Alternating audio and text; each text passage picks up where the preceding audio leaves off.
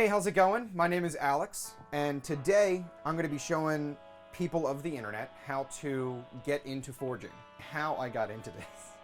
So I started forging just by watching a lot of videos. Alex Steele, people on YouTube that are just either starting out or have been masters of the craft, and really you get to just watch people make amazing things out of metal. Now it's kind of just progressed onto the fact that I want other people to get the inspiration, at least, to try to make something of their own. Let's get into all the stuff that you're going to need for getting your first forge up and running.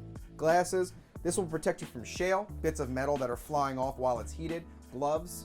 These are obviously not the best. I would prefer something that's maybe a little bit more heat resistant. Really, anything that you can find in regards to protecting yourself is always beneficial. One of my ways is using a nice piece of steel to move holes around in my forge, move around the heat and focus the heat on certain areas, and don't have to be too close to it. Always look at what type of metal you want to forge, because there are things that you can't forge. Example, galvanized steel. Now, galvanized steel, I got some hooks here, is basically metal that has a zinc coating on top of it. If you heat this up hot enough, it will kill people.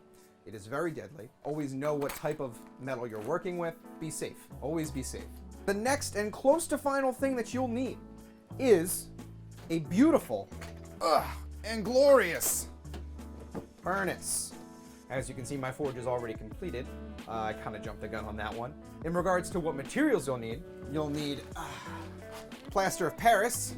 I mixed that 50-50 with clay sand in these little plastic containers. Just pour half and half in, mix it thoroughly, and you're going to be able to mold your furnace. You will need a metal pipe, a little hose with a air source. My air source is Quick Fill, a mattress air blower upper, and a nice roasting tray. I actually looked up another YouTube page and found that he was using a roasting tray. That was the best and cheapest idea that I found. Really good for heating up stuff and works really well. Yeah.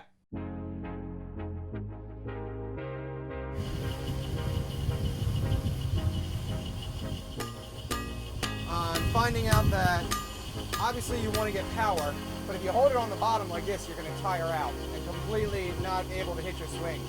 What you could do is choke up a little bit more on that hammer and basically use it as an extension of your fist. Imagine if you're just pounding this anvil.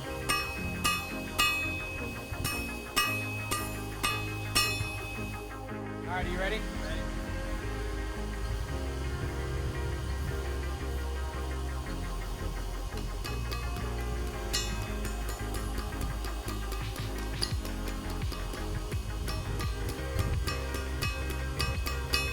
So as this metal gets thinner and thinner, it's going to cool down much quicker. So I need to work faster with the metal so that I can get it to the proper shape that I want, making a keychain.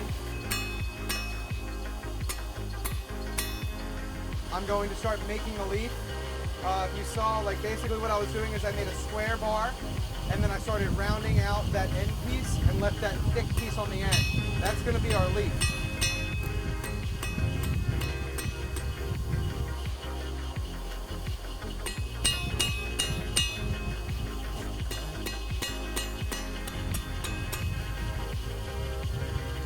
All right.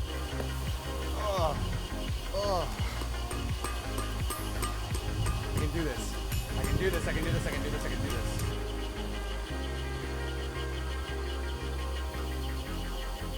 Yes. Yes. Yes. Woo! Nice. Okay. That can go right there. This is going back in. Now all I have to do is bend it onto itself, and the chain will be complete.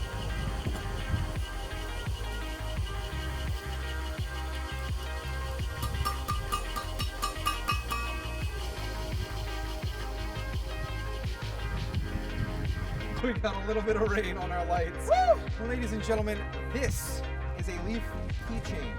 I don't really know what type of leaf it is, but we made it out of rebar. Freaking crazy. For our first try, I'm really excited, and this is just practice on practice on practice on practice, and it's gonna keep getting better, and I can't wait to make more awesome stuff like this. Thank you so much for watching. Boom.